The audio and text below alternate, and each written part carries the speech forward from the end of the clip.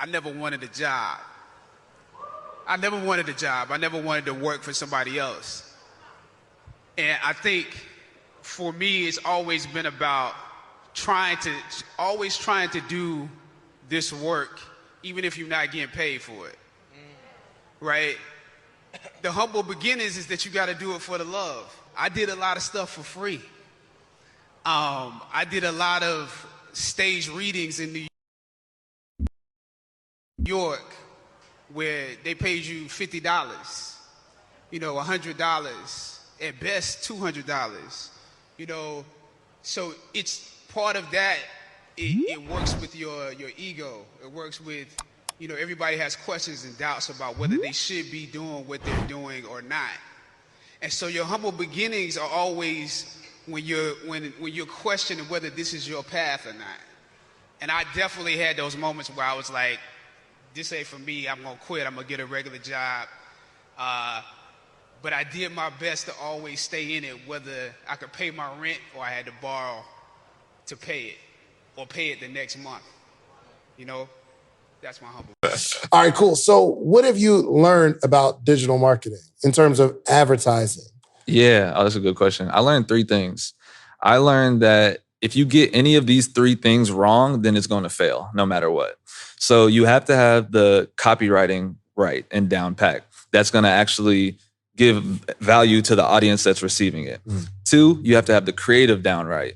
And then one more thing, then you have to have your targeting right. So if you get any one, not 2, just one of those 3 things wrong, it's most likely going to fail. If I have the perfect video. So copy is the copywriting. Let's copy is the copywriting, the text in the advertisement. The text in the advertisement. Yes. What you're saying. What you're saying to the audience and putting in front of them. What do you need to know in terms of the copy? Yeah, you just need to know your brand messaging. A lot of what we did was just telling people what we were about and what we do. And then also just kind of borrowing from the bigger players in the space. I just used the Facebook ads library. You Google Facebook ads library, you literally can type in any brand name and it'll show you all of the active ads that they currently are running. So I would literally just go there, type in any of my competition or type in any of the bigger brands, Nike, Adidas, and literally look at exactly what they're doing and say, okay, I like that. I don't like this. I could spin that in this way to do Hold for my on, you brand. can go where? What's the name? What is it? It's the Facebook ads library. Facebook ads library, and it's all public information. Yeah, literally. And I can see what Support Black Colleges ads were running. Yes, you can go in there right now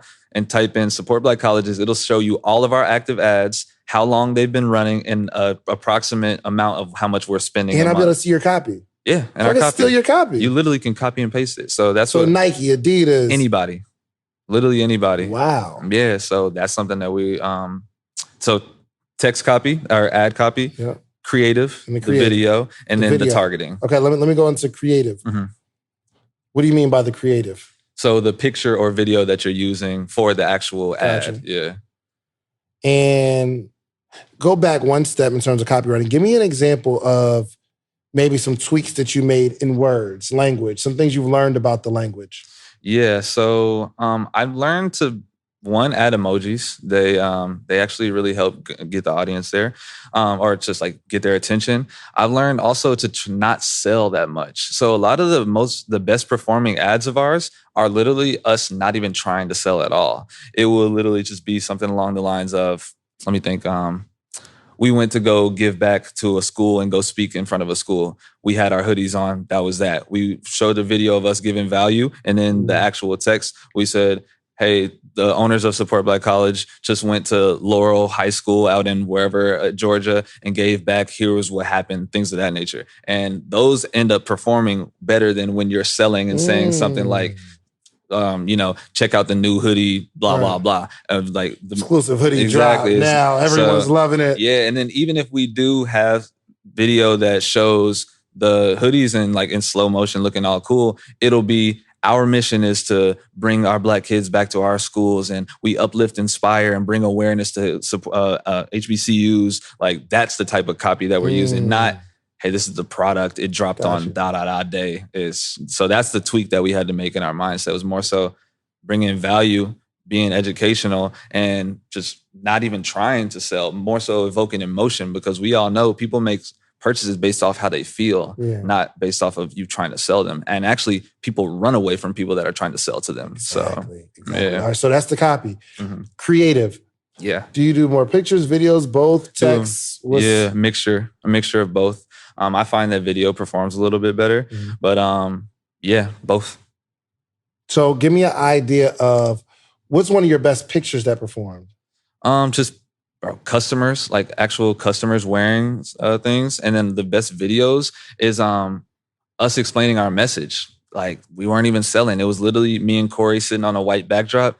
Hey, my name's Justin Phillips. We started this brand because of this, this, and that. I was sitting in my barber chair and I got into Baylor University, the University of North Texas, and Howard. And he told me to go to Howard University and I didn't know what it was. I picked that. Now we're here and we hire Black seamstresses. We hire ... Like that was the type of messaging. So story in the creative. Yeah, but then also weaving in B-roll with us wearing things and new products and things of that nature. So along with the right copy. The right copy and then targeting the right people. So you have to get those three things right. Because if I have the perfect message and I have the perfect creative, but I show it to someone that isn't resonating with it, then it fails. Or if I put the right copy in front of the right person, but the creative is trash, they can't resonate with it enough to even go make a decision. So if you get any one of those three things wrong, then it's cooked for you. So walk me through the people. What was the word you used for it?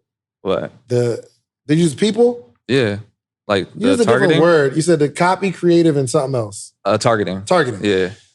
So walk me through targeting. How do you break down that? Yeah, so I do 5 things.